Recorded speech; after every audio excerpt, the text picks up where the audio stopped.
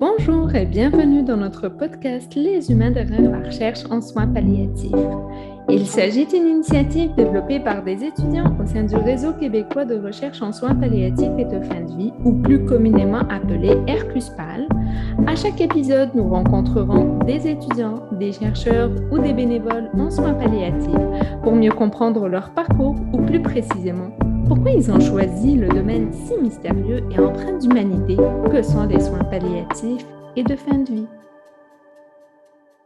Nous allons rencontrer aujourd'hui professeur Jean-Marc Parot, professeur et chercheur en études religieuses à l'Université de Montréal et titulaire de la chaire Jean Montbourquette sur le soutien social des personnes endeuillées. D'abord, nous aimerions vous remercier de prendre le temps de venir discuter avec nous de votre cheminement qui vous a mené à la recherche en soins palliatifs et de fin de vie. Nous sommes super contents de vous recevoir aujourd'hui. Pour commencer, j'aimerais que vous nous parliez un petit peu de votre parcours, professeur Barrault. Mais déjà, vous remercier de cette opportunité.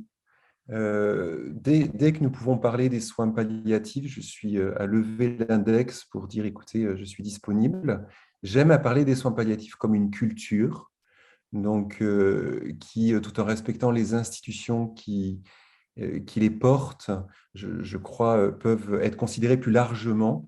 Donc voilà, je suis très heureux de dialoguer avec vous autour de cette thématique importante pour notre société d'aujourd'hui et de demain. Je veux aussi remercier le Réseau québécois des soins palliatifs et notamment ce dynamisme de chercheurs, des jeunes que vous représentez, qui j'allais dire, condensait tellement de talents. Donc, félicitations à vous. Écoutez, mon parcours, si je le prends avant le doctorat, j'ai multiplié les ancrages cliniques. Par exemple, avant de venir au Québec, j'ai travaillé dans une prison près de Versailles. Donc, tout ce qui est, j'allais dire, défi de recherche, dimension heuristique ancrée dans le clinique est une passion chez moi de longue date. Euh, les soins palliatifs, je les ai découverts durant mon parcours doctoral, ce qui m'intéressait parce que dans ma thèse de doctorat, je travaillais entre autres les anthropologies spirituelles sous-jacentes à la dimension religieuse, avec notamment la question de la conscience, l'accompagnement de la conscience humaine, la vulnérabilité de la conscience, etc. Et en fait, on m'a sollicité à Montréal-Nord pour faire partie d'une équipe pour mettre en place des soins palliatifs dans un hôpital qui était de réadaptation, donc qui a priori n'était pas disposé directement, si vous voulez, autrement que par leur enthousiasme à mettre en place un tel projet, mais n'était pas disposé à réfléchir et à mettre en place une culture palliative. Donc j'ai eu la chance d'initier avec une équipe, hein, c'est vraiment le travail d'une équipe, ces soins palliatifs. Au début, nous étions, il y avait un médecin, deux ou trois infirmières, moi-même, la directrice de l'hôpital. On a commencé avec 2 lits, ensuite 5 lits, ensuite 18 lits et puis 36 pour terminer. Donc, j'ai toujours conjugué, j'allais dire, l'ancrage clinique et la recherche et les publications scientifiques. Puis quand vous parlez d'ancrage clinique, qu'est-ce que vous voulez dire par ça pour que nos auditeurs le comprennent mieux, si vous voulez? Par exemple, en prison, c'est ce champ expérientiel dans la banlieue sud de Paris, avec une majorité importante de Maghrébins. Certains d'entre eux étaient mineurs. C'est un ancrage expérientiel, que j'appelle clinique à partir du moment où on peut y réfléchir sous des angles cliniques, c'est-à-dire sous l'angle des défis de santé, sous l'angle des défis euh, sociologiques, etc. Euh, avant de travailler vraiment à temps plein en soins palliatifs, j'ai travaillé au centre-ville de Montréal, aussi dans un ancrage expérientiel, pour dire les choses autrement, avec des grands brûlés euh, OK. dans l'hôpital de Villa-Médica. Donc, c'est à cela dont je fais allusion quand je parle d'ancrage clinique, à savoir quelque chose d'expérientiel, institutionnel, qui touche la santé. Je comprends mieux. Puis, ce passage, comment vous avez, est-ce qu'il y a des parallèles à faire ou des différences entre le milieu, vous passez d'un milieu carcéral, si je comprends bien, vers un milieu de soins palliatifs, vous passez par des grands brûlés aussi. Est-ce qu'il y a des ressemblances ou des différences dans cet ancrage expérientiel de ces différentes personnes? Je verrais deux choses spontanément, deux choses qui se relient, hein, qui permettent de lier ces différents lieux d'expérience. La première chose, c'est que ce sont des êtres humains, Oui. aussi fondamental que ça puisse paraître. Et donc, j'aime bien dire dans mes enseignements, en fait, que justement, la recherche, souvent, elle est attentive à, en grec, on parle de crisis, donc de crise. Les personnes, quand elles sont en situation limite, hein, que ce soit en milieu carcéral, que ce soit souvent les grands brûlés, c'est lié pardon, à des suicides, pas tout le temps, mais quelquefois, pour ne pas dire régulièrement. Et puis les soins palliatifs, c'est la question progressive quand même, même si c'est distingué de la fin de vie. Donc c'est des expériences de crise qui s'imposent à l'être humain et qui font en sorte que l'être humain, je pense, considère autrement sa vie. Et donc, je pense que ça, c'est intéressant pour le chercheur qui veut distiller de l'humanisme dans sa recherche. Puis le deuxième point, c'est la question qui m'est très chère de la vulnérabilité humaine. Je crois qu'en fait, au risque de simplifier, mais face aux crises, il y a deux postures que l'être humain peut adopter. La première, c'est effectivement une sorte de durcissement euh, qui rend difficile l'accompagnement et la dynamique interdisciplinaire. Peut-être qu'on va aborder cette notion-là. Mais à l'inverse, il y a des personnes qui profitent de ces crises pour accepter dans cette fragilité ou dans ces fragilités la réalité humaine de la vulnérabilité, à partir de laquelle, je pense, on peut arrimer un ancrage d'accompagnement interdisciplinaire qui se veut holistique, je crois. Je crois que c'est un... Aujourd'hui, dans nos sociétés, surtout en période où nous sortons de manière un petit peu chaotique de la pandémie, la vulnérabilité humaine devient un lieu, je pense, intéressant et que nous devons considérer pour arrimer nos accompagnements, me semble-t-il. Exactement, tout à l'heure, je vous entendais parler de crise, puis j'allais faire le parallèle un petit peu avec la pandémie qu'il y a actuellement, puis on peut facilement euh, voir qu'effectivement, l'être humain, parce qu'il y a même parfois des changements existentiels qui peuvent émerger suite à une grande crise, comme je fais parallèle avec le deuil. En tout cas, il y a comme plusieurs lumières qui se sont allumées, mais vous parliez tout à l'heure d'un changement Je crois qu'il y a minimum, oui, c'est une très belle question que vous posez là. Il y a au minimum deux choses. La première, me semble-t-il, c'est dans la crise pandémique ou autre, ou une crise existentielle personnelle, c'est la personne humaine commence à douter. Moi qui ai un fond de recherche en philosophie, au XXe siècle, on parlait avec Ricoeur des maîtres du soupçon, dont Freud, dont Nietzsche, Marx. Le soupçon n'est pas le doute. Hein, c'est deux réalités distinctes sur le plan de la réalité. Mais je pense que la crise nous met vraiment devant le doute. Il y a des personnes qui n'ont jamais douté d'elles-mêmes et qui commencent à être ébranlées existentiellement parce que elles font face à la finitude. C'est la deuxième chose que je développerai, c'est que en fait, souvent, dans notre culture occidentale où nous sommes tous très sollicités par le travail, par des projets, quels qu'ils soient, puis c'est bien, c'est magnifique, on n'a pas le temps du recul et de réfléchir à la finitude humaine.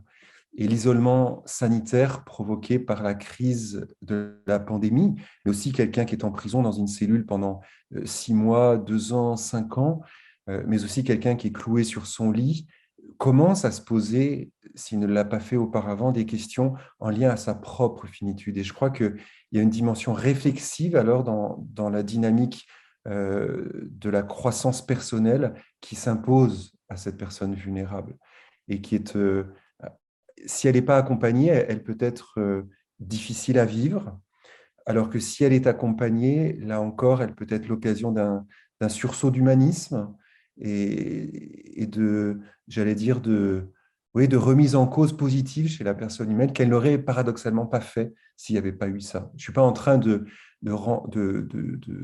justifier les crises, parce que toute crise, en fait, nous aimerions qu'elle n'ait pas lieu. Mais quand elles sont là, si elles sont accompagnées, je pense qu'elles peuvent vraiment servir la maturité, l'humanisme de chacun. Elles peuvent être bénéfiques en fait pour la personne si elle l'utilise en bon escient, mais encore là, bon escient, ça dépend aussi du bagage de chacun. Oui, oui, moi qui suis titulaire d'une chaire de recherche sur la question du deuil, hein, la chaire Jean Montbourquette sur le soutien social des personnes endeuillées, c'est un point vraiment important. Le processus de deuil d'une personne, elle se fait parce qu'elle a perdu un être cher, mais elle se fait aussi parce que cette personne disparue la remet face à elle-même, éventuellement le jour de son départ. Donc c'est une double crise en une seule expérience qui n'est pas si facile que cela à vivre, qui peut être source de beaucoup de remises en cause de la part de la personne. Donc oui, il y a la crise, quelle qu'elle soit, est l'occasion de faire beaucoup de deuil, le deuil considéré de manière analogique, de manière large, tout à fait. J'aimerais revenir sur, vous aviez parlé tout à l'heure sur la distinction entre le soupçon et le doute. Est-ce que le soupçon mène au doute ou est-ce que c'est parce que moi qui ne m'y connais pas trop là-dedans, j'ai l'impression que c'est des notions qui chevauchent, mais peut-être pas tellement. Vous en pensez quoi? Il faudrait demander à Paul Ricoeur, l'éthicien qui n'est plus de ce monde, et c'est lui qui a parlé des maîtres du soupçon à travers Marx, Freud et Nietzsche. Je crois qu'il y a de fait, c'est une très très belle question qui est vraiment d'ordre philosophique. Je crois que le propre du soupçon, c'est de douter du réel avant même d'adhérer au réel. C'est une posture intellectuelle, si vous voulez, qui consiste à dire que le réel, hein, c'est un petit peu dans la philosophie de Descartes, et si on fait allusion aux Grecs de l'Antiquité, à Platon, de dire que le réel n'est pas fait pour être appréhendé, et donc, j'ai un soupçon à l'égard du réel. Alors que le doute n'est pas dans ce paradigme-là. Le doute, j'ai un rapport viril au réel, j'ai un rapport existentiel au réel, mais ce réel m'a bousculé, soit parce que je vis une crise, comme nous venons de le dire, soit parce que, pour différentes raisons, et donc je prends une certaine distance par rapport à ce réel qui se proposait à moi, pour en fait me réunifier, pour me réinstaller. Donc c'est très différent sur le plan pathologique, ou en tout cas sur le plan thérapeutique, parce que ça n'est pas nécessairement pathologique. Pourquoi? Parce que la manière d'accompagner ces deux positions va varier du fait que c'est des postures qui se distinguent dans un rapport différent au réel. Quelqu'un qui a déjà goûté le réel et qui va douter va être plus disposé à y retourner que quelqu'un qui est ancré dans le soupçon, qui est plus une posture idéologique. Bienvenue dans la philosophie. Je sens que ça va être une sorte très, très intéressante. Je vous entends beaucoup parler là, d'accompagnement. Je me demandais pour quelqu'un qui commence dans les soins palliatifs, qui va commencer à faire de l'accompagnement, est-ce qu'il y a des conseils, est-ce qu'il y a des choses à faire plus attention, des enjeux, des défis que vous avez rencontrés que une personne qui débute devrait peut-être avoir conscience? Alors déjà, ma posture, merci pour cette question. Déjà, ma posture par rapport aux soins palliatifs, elle est discutable, hein, mais c'est la mienne à ce jour, c'est de considérer que il y a dans la réalité palliative la substantifique moelle, si vous voulez, de la plupart des questions que nous pouvons que nous pouvons penser et réfléchir en termes de santé. C'est un concentré, si vous voulez, d'humanisme, un concentré de crisis, un concentré. Donc c'est extrêmement intéressant, pour ne pas dire passionnant, de travailler en milieu palliatif, parce que d'abord, dépendamment des courants philosophiques que l'on étudie ou utilise. Moi, je suis plus dans la phénoménologie réaliste, holistique, avec Max Scheler. mais ils ont une conception holistique de la conscience. C'est-à-dire, la conscience, elle est liée à l'affectivité, elle est liée à la corporéité de la personne, elle est liée à son affectivité, elle est liée aux relations. Et donc, une personne en soins palliatifs, du fait que le corps quand même est fragilisé en raison de la maladie, pas directement en raison de la fin de vie, parce que nous distinguons les deux, va faire que sa conscience, en fait, euh, à la fois est appelée à se qualifier, c'est tout le paradoxe, mais aussi à être fragilisée.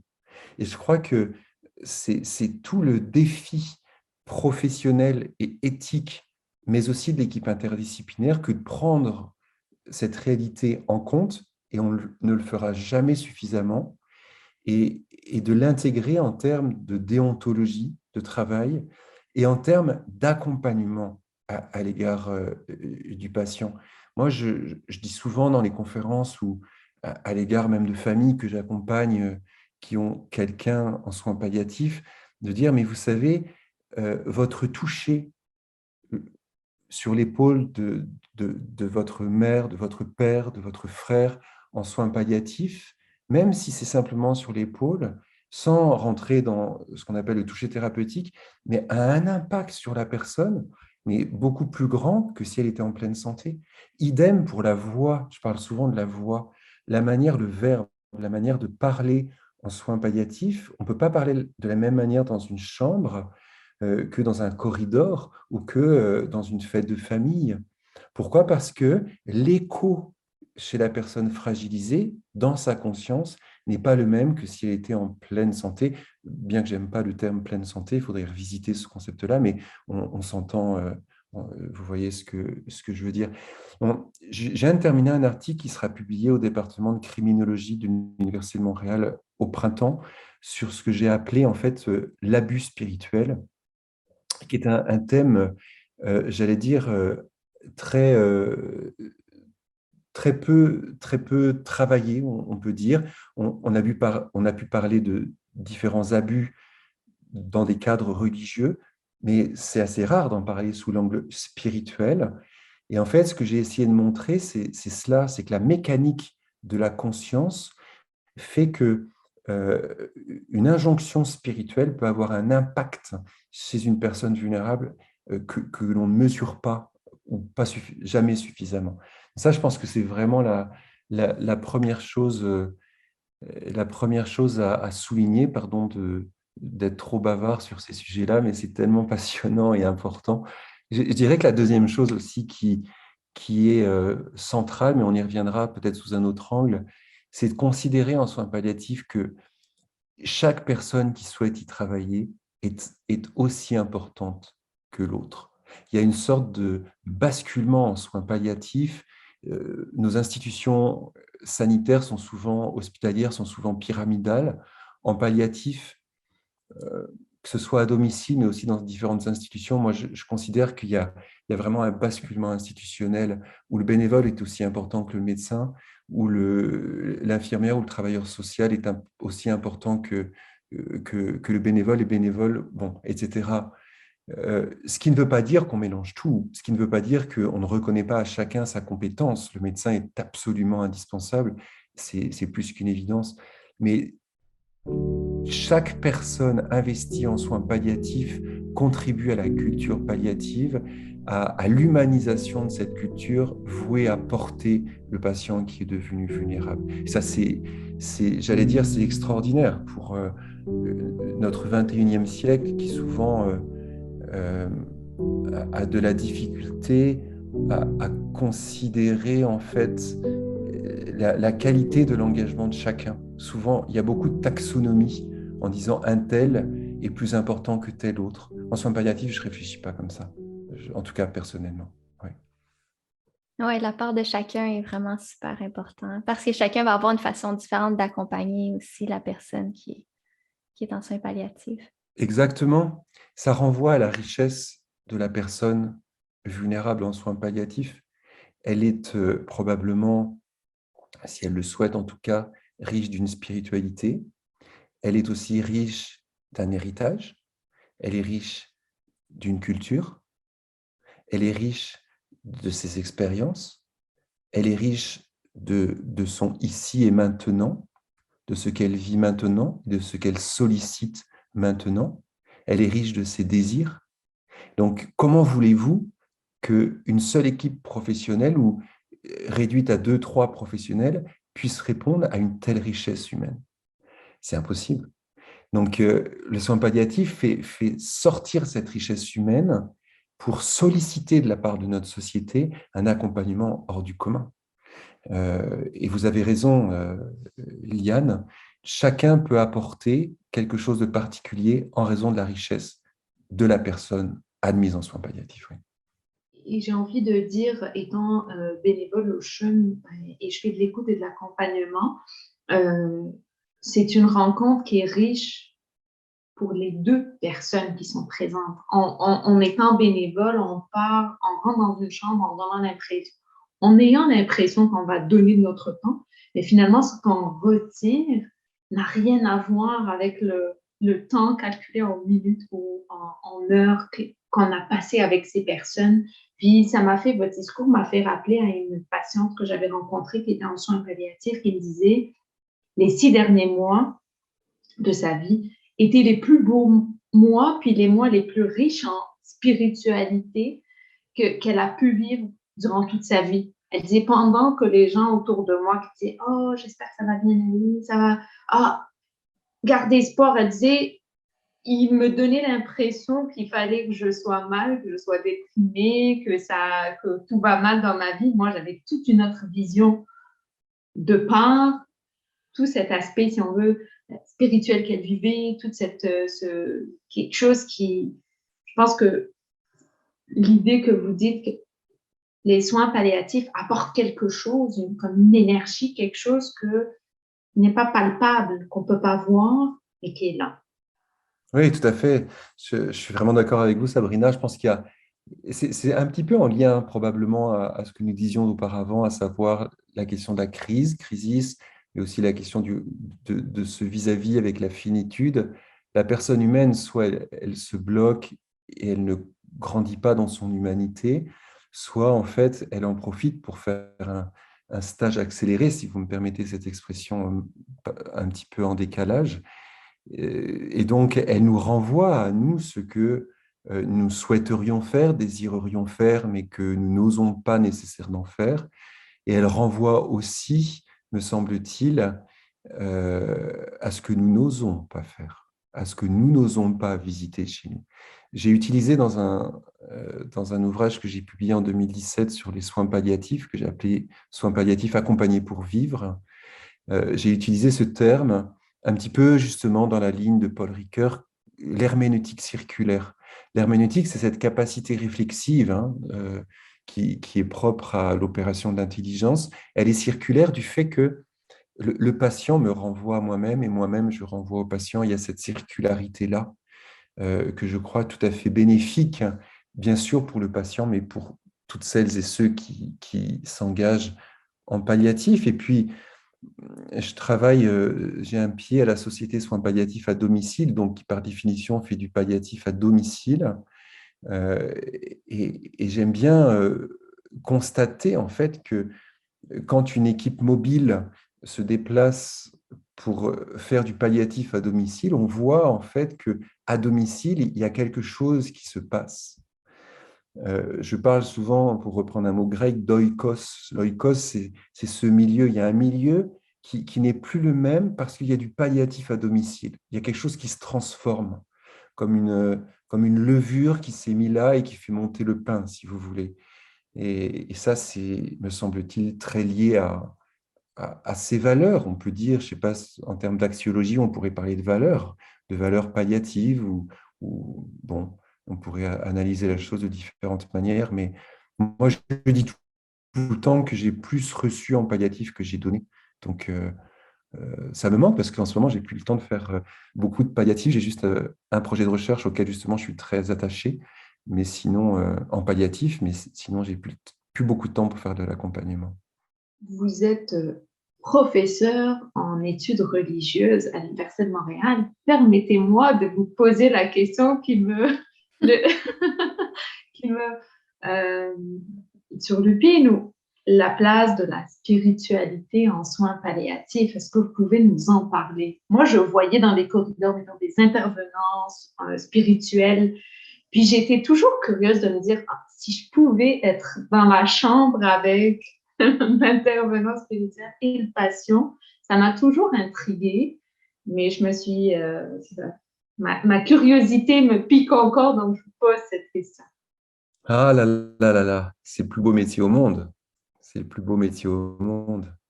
Euh, d'être euh, d'être récepteur de la spiritualité qu'un frère ou une sœur en humanité nous offre, tel un cadeau. Hein.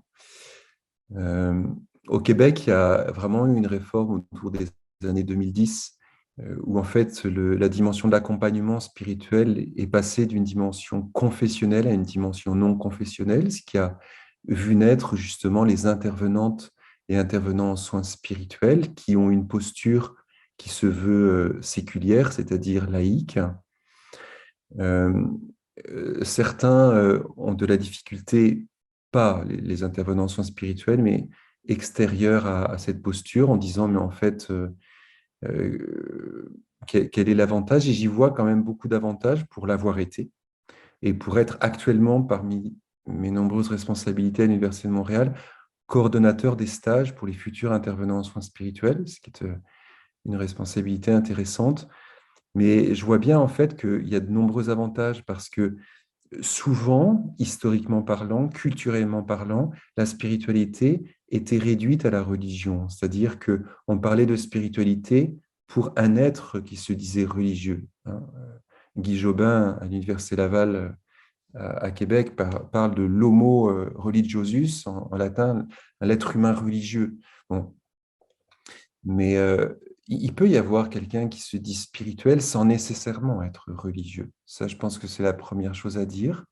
La deuxième chose, me semble-t-il, c'est que il y a des gens qui sont inscrits à... Je ne suis pas de ceux qui vont faire une dialectique entre spiritualité et religion, mais euh, je vois ou j'ai vu dans mes accompagnements certaines personnes qui ont été blessées dans leur engagement religieux, quel que soit d'ailleurs cet engagement religieux, et c'est souvent avantageux de reprendre l'accompagnement sous l'angle spirituel que je veux distingue à ce moment-là de l'aspect religieux, pour les réconcilier avec une spiritualité peut-être plus liée à une anthropologie spirituelle, plus liée à leur immanence, plus liée à leur intimité, justement, à leur conscience, et éventuellement, après, revisiter leur rapport au religieux pour éventuellement une réconciliation, une réappropriation de cette dimension religieuse-là.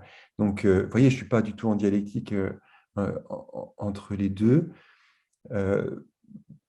D'autant plus que on voit bien que certaines religions sont porteuses de spiritualité, pour ne pas dire de mystique, qui sont absolument extraordinaires, que ce soit dans l'islam ou dans le christianisme, pour ne prendre que ces deux exemples-là.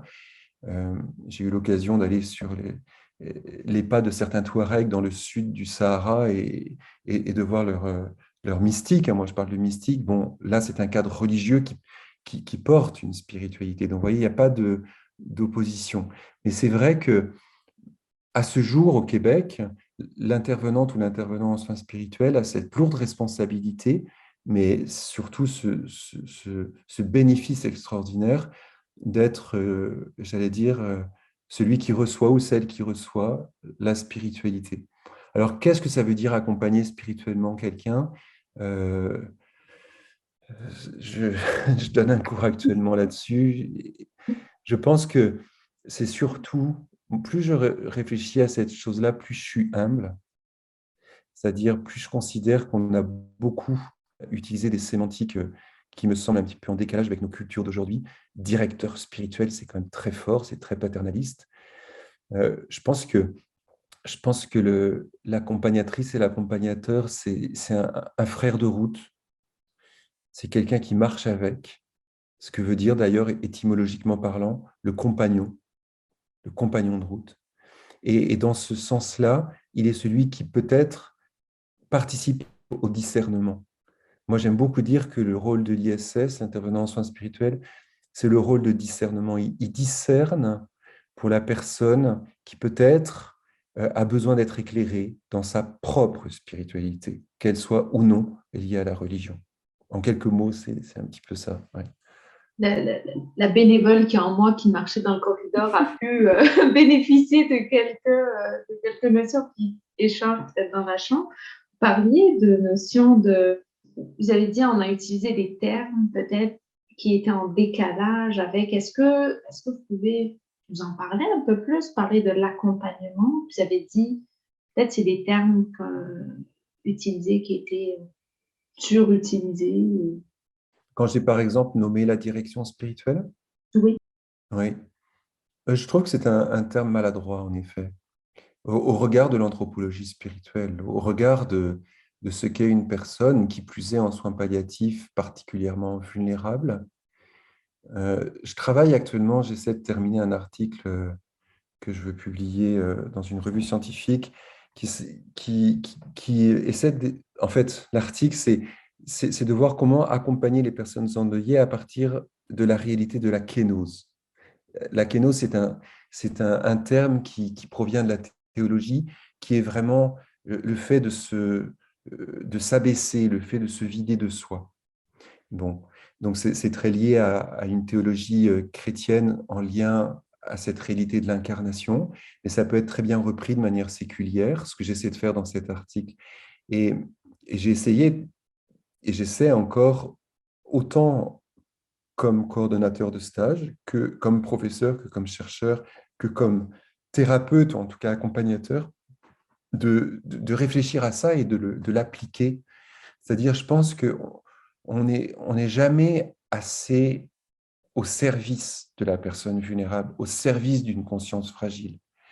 Et des fois, dans notre posture, dans notre culture, à notre insu, je ne suis pas en train de condamner ou de moraliser, mais on ne va pas respecter en fait la personne. On ne va pas être suffisamment à l'écoute, ou on va répondre avant même qu'elle ait eu le temps de répondre à la question qu'on lui a peut-être maladroitement posée. Et je crois que cette réflexion sur la kénose, elle est centrale. La kénose, c'est une sorte d'abaissement qui peut se réaliser autant par le corps que par la parole, que par les gestes, que par la manière de se positionner dans une chambre. C'est vraiment respecter l'autre dans son altérité, en fait, pour reprendre un terme philosophique. Et j'y crois beaucoup parce que j'ai vu le bénéfice en termes d'apaisement. Je suis beaucoup attaché à la paix, à la quiétude qu'une personne peut vivre. Et j'ai vu combien ça pouvait porter du fruit. Je vous raconterai juste une petite histoire que justement je relate dans mon livre en 2017 sur les soins palliatifs. C'est une personne d'un certain âge que j'ai accompagnée en soins palliatifs qui n'a jamais voulu s'ouvrir à moi. Et dans ce cas-là, au bout de quelques rencontres, et bien évidemment, je n'insiste pas et je ne retourne pas dans la chambre. Et là, c'est une infirmière qui, quelques semaines plus tard, m'a vraiment demandé d'y aller. Alors, j'y suis allé sur la pointe des pieds, je me suis présenté, elle a reconnu ma voix et elle ne m'a pas dit de quitter. Donc, en fait, j'ai simplement, justement, pris un certain recul de son lit, j'ai abaissé ma voix, puis j'ai posé humblement quelques questions, et puis il n'y avait pas de réponse. Donc, progressivement, j'ai laissé croire que je quittais la chambre. Donc là, on crée un espace, on respecte la conscience de l'autre, on s'abaisse devant l'histoire de l'autre. Et au moment où j'étais prêt à quitter la chambre, elle m'a dit, Monsieur Barrault, restez. Et donc, je suis retourné auprès d'elle, et là, j'ai amorcé, c'est pas moi qui ai amorcé, c'est elle qui a amorcé l'accompagnement, qui a duré plusieurs jours et qui a été d'une intensité et d'une qualité hors du commun. Et je donne souvent cet exemple que je garderai à jamais à ma mémoire, comme l'importance en fait d'utiliser des termes qui sont adaptés à notre culture du 21e siècle, où je crois qu'on réfléchit de plus en plus à ces questions de fragilité et de vulnérabilité, mais surtout qui sont adaptés à la réalité de la fragilité humaine, à la réalité du patient accompagné. Oui. Je vois que même si vous répondez à la question quelques minutes plus tard de ce que Liane avait posé, quels conseils vous donnez aux étudiants par rapport à l'accompagnement? Je vois aussi cet aspect d'écoute, de respect, de présence aussi de ce que je vois. La patiente, elle avait besoin de votre présence. C'est ce qui a amorcé peut-être l'accompagnement. Plus je réfléchis aux soins palliatifs, plus je me retiens à donner des conseils. Parce que, bien sûr, moi je parle de science palliative. Ça veut dire que si c'est une science, elle a des principes liés à la dynamique interdisciplinaire, à la dynamique transdisciplinaire, à la dynamique et à la stature, à la posture de chaque profession, médecin, psychologue, etc. C'est pas à vous que je vais l'apprendre. Mais en même temps, c'est tellement une science pratique que je crois que chacun est appelé vraiment à faire l'expérience. Je dirais quand même peut-être quelques points. La première chose, c'est le jour où on n'a plus envie d'être engagé en palliatif, il faut arrêter de s'y engager. Parce que s'il y a un milieu professionnel qui ne supporte pas la répétition et la caricature, c'est bien celui-ci. Ça, je crois. Et pour discerner cette réalité-là, il faut avoir un minimum de vie intérieure pour écouter sa flamme intérieure. Savoir dire, ben, là, tu vois, Jean-Marc, peut-être qu'il faut que tu prennes un break, ou Sabrina, ou Liane. Bon, ça, c'est la première chose.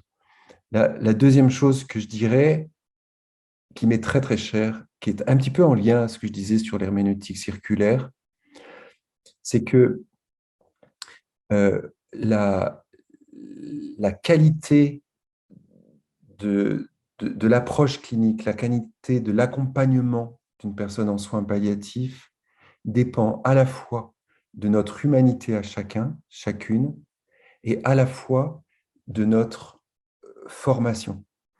Je crois qu'on ne sera jamais suffisamment formé intellectuellement, professionnellement, pour s'occuper des personnes vulnérables. J'allais dire, plus la personne est vulnérable, plus on devrait multiplier les doctorats.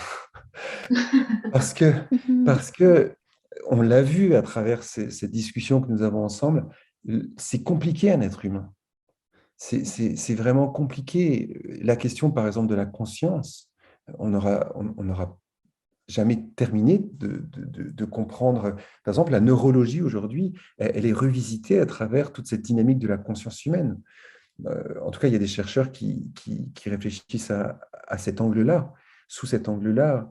Donc, je pense qu'il faut vraiment continuer à se former pour continuer à respecter. C'est ça que je dirais, oui. J'entends aussi que le savoir-faire en soins palliatifs n'est pas suffisant non plus. Il y a tout ce qui est au-delà aussi. Qu'est-ce qu'on peut apprendre sur les bancs d'école ou dans les manuels? Ça ne suffit pas là, en soins palliatifs. Oui, moi, j'enseigne toujours 4 savoirs. Le savoir-faire, le savoir agir et le savoir devenir. Parce que je ne peux pas dire j'ai fini ma thèse de doctorat et maintenant je suis le meilleur des professionnels. Nécessairement, dans cette herméneutique circulaire, il y a un devenir. Et le jour où je sortirai de ce devenir, autant dans la recherche que dans la clinique, c'est-à-dire dans mon accompagnement, le jour où j'arrêterai cette dynamique-là, c'est le moment d'une année sabbatique, quoi. C'est le moment de faire autre chose. Je crois. L'être humain est profondément en devenir. Le jour où on n'est plus en devenir, nous sommes des vieux garçons et des vieilles filles. Nous sommes des personnes un peu dans la caricature. Donc, si c'est vrai dans nos vies personnelles, c'est évidemment vrai dans nos vies et de chercheurs et de cliniciens, je trouve, tout à fait. Je l'applique pour moi, ce que je dis là, ne vous inquiétez pas. J'essaie en tout cas. Par rapport à ça, je me demandais, là, vous avez parlé beaucoup de recherches, d'articles sur lesquels vous travaillez. Vous avez mentionné que ces temps-ci, vous avez moins de temps pour de l'accompagnement, mais que c'est vraiment une de vos passions. On l'entend, en tout cas, je l'entends vraiment, puis je la sens quasiment jusque chez moi. Mais je me demandais qu'est-ce qui fait que vous avez décidé de faire aussi beaucoup de recherches à travers votre carrière et pas juste de l'accompagnement? Ouais, c'est une excellente question. J'ai toujours été un chercheur. Depuis enfance, j'ai toujours dépassé mon angoisse existentielle par la recherche et la lecture. Donc, j'ai pas beaucoup de mérite à être un intellectuel. C'est plus pour calmer et circonscrire mon anxiété habituelle qu'autre chose. Mais j'ai toujours eu besoin de ce moteur. Je vous le dis de manière un petit peu humoristique, mais il y a quelque chose de vrai. Euh, mais par ailleurs, c'est durant mon doctorat que j'ai vraiment senti la nécessité en fait d'aller enseigner ce que ces personnes en fin de vie, pendant 10 ans quand même, hein, m'ont apprise. Une petite histoire qui veut tout dire. Un professeur de l'Université de Montréal avec qui j'étais et avec qui je suis encore très proche m'a suivi pendant tout mon cursus doctoral. Ce n'était pas mon directeur, mais quelqu'un d'autre, un bon conseiller. Et puis, après mon doctorat, en fait, j'ai fait un petit break et j'ai donné que du temps, enfin, c'était plus que du temps plein parce que j'y allais même la nuit quand c'était nécessaire pour les soins palliatifs. Et quelques années après, 2 ans après, quand je me suis rapproché de l'université comme professeur associé, ensuite invité, puis ensuite parce que j'ai eu le poste et ensuite comme titulaire de cette chaire de recherche sur le deuil, il m'a rencontré, mais Jean-Marc, qu'est-ce que tu as vécu? Qu'est-ce qui s'est passé dans ta vie? Et je lui ai dit, ben, j'ai appris beaucoup, tu sais. Et je crois qu'en fait, tout ce que j'avais appris intellectuellement en anthropologie spirituelle était pas tout, mais une partie, il y avait un discernement qui s'était fait, puisque je voulais garder, était descendu en moi grâce à ces personnes qui le vivaient, puis qui me l'avaient enseigné, alors que moi, je l'avais étudié dans les livres, quoi. Donc, je pense que ouais, ce sont des maîtres, ces personnes en palliatif, et il faut les recevoir telles quelles, me semble-t-il, pour les respecter. J'avais une autre question. Je me demandais si, selon vous, parce que quand on accompagne longtemps en soins palliatifs, des fois, on nous parle de fatigue de compassion ou je me demandais si la part de la spiritualité pouvait comme nous aider à prévenir cette fatigue-là ou si on avait une façon de son rôle à jouer en fait dans le maintien du soignant ou de l'aidant aussi en soins palliatifs. Il y a un vrai risque de fatigue de compassion. Vous avez raison. Il y a un vrai risque si on ne comprend pas l'essence même de ce qu'est la compassion. Parce que si on vit une véritable compassion, on ne va pas être fatigué par la compassion. Autrement dit, si je prends un philosophe et un éthicien que j'aime beaucoup qui s'appelle Rico, euh, où il définit justement dans le cadre des soins palliatifs ce qu'est la compassion, c'est vraiment une proximité ajustée à l'égard du patient, mais qui fait que si on reste dans un cadre séculier et laïque, euh, je ne vais pas porter démesurément ce qui ne m'appartient pas. Et ça, je crois que c'est un ajustement qui est toujours à faire et qui définit bien la compassion. En tout cas, comprise de manière séculière. Si nous la regardions de manière religieuse, ce serait différent. Mais je crois que vous avez raison. Moi, le soir, après avoir visité quelqu'un en soins palliatifs, je vais toujours marcher, ou en tout cas, j'ai besoin d'un temps de silence pour me reconnecter intérieurement et faire la part des choses en ce qui appartient à la personne que j'ai accompagnée, voire à sa famille, voire aux professionnels avec qui j'ai travaillé, éventuellement ce qui m'appartient à moi, que je peux prendre pour me qualifier dans cette dynamique circulaire dont on a parlé, mais aussi que je peux redonner au patient si je le revois. Donc ce discernement-là peut s'appeler, ou en tout cas s'ancrer dans une spiritualité personnelle, en effet.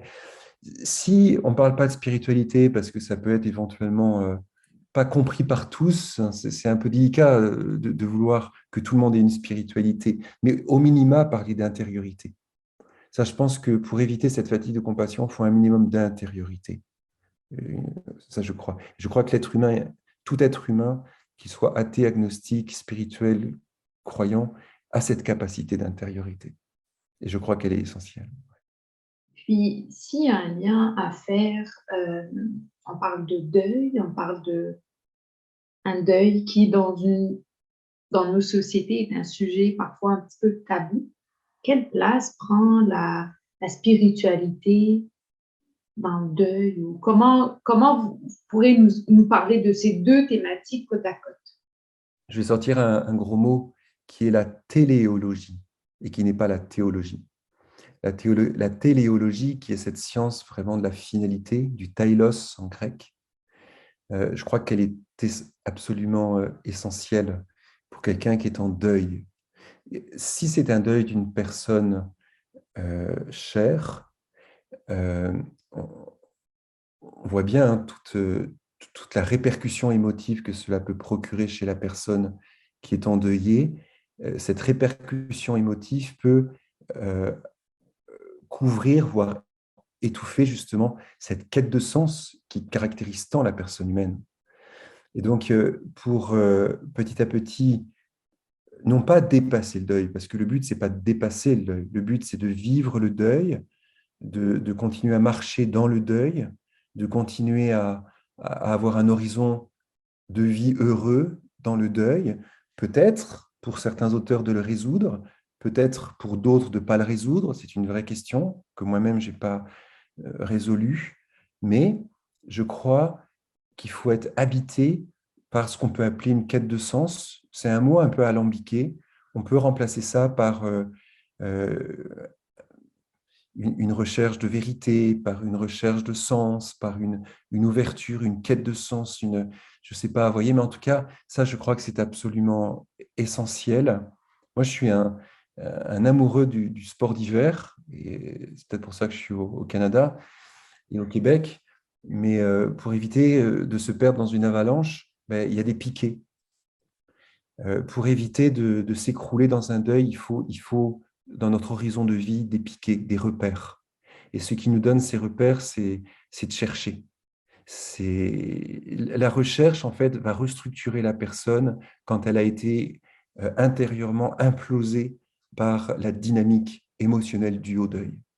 Et je crois que c'est très important. Ce qui est important souvent pour ces personnes endeuillées, c'est de s'appuyer sur un proche, parce que quand l'avalanche elle est trop forte, on n'arrive pas à retrouver les piquets même s'ils sont là, parce qu'on est sous terre. Alors il y a quelqu'un qui peut nous dire, regarde, mets ta main droite, il est là le premier piquet, puis etc.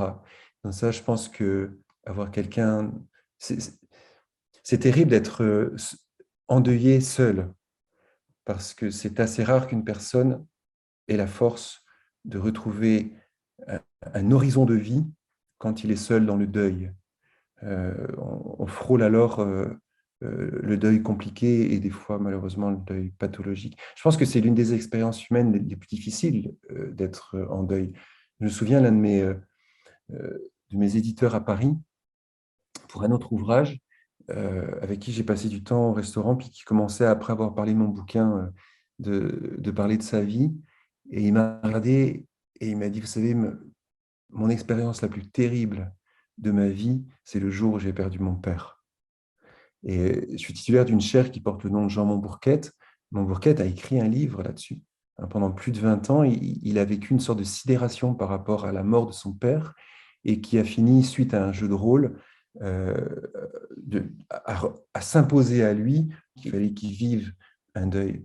Mais pendant, je crois, 2 décennies, il n'a pas pu vivre ce deuil. Donc, ça demande beaucoup de vigilance, quelqu'un qui est endeuillé, beaucoup de présence.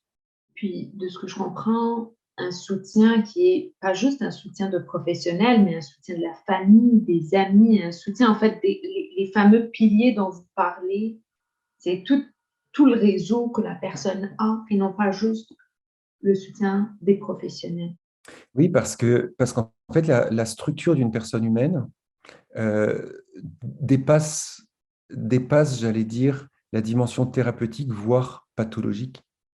Une personne humaine est plus que son problème thérapeutique, vous le savez autant que moi. Il est plus que éventuellement une pathologie s'il développe une pathologie. Il est un être humain avec une pathologie ou une problématique thérapeutique. Et donc, le médecin ou l'équipe interdisciplinaire va traiter cette dimension thérapeutique, voire pathologique, mais les proches aidants La famille, le conjoint, la conjointe, les amis vont s'occuper de tout le reste de l'iceberg, c'est-à-dire 90%, pour ne pas dire 95% de la personne. C'est sa dimension affective, c'est sa dimension émotive, c'est sa dimension relationnelle, etc. Donc, bien entendu, c'est tout cela qui est... J'ajouterais aussi la culture. Pourquoi en Amérique du Nord, mais aussi en Europe, souvent, le deuil laisse croire qu'il est facile à vivre, alors qu'en fait, il est souvent ce que j'appelle reporté, c'est que la culture s'est émancipée, des fois pour le pire, de certains rituels qui sont nécessaires à la résolution du deuil. Pas nécessairement religieux, bien que, mais euh, aussi tout simplement humain. Par exemple, faire mémoire d'un défunt. C'est un rituel qui peut être religieux, mais pas que religieux. C'est essentiel pour la résolution du deuil, parce que le rituel permet, c'est passionnant intellectuellement et de manière heuristique, parce que le rituel permet à la personne endeuillée de se situer dans un lieu, dans un temps et dans une relation. Ce que je pourrais justifier sur le plan métaphysique avec Aristote, mais je ne le ferai pas aujourd'hui. Et donc, ça permet vraiment de fixer l'émotivité et de contribuer à la résolution du deuil, tout à fait.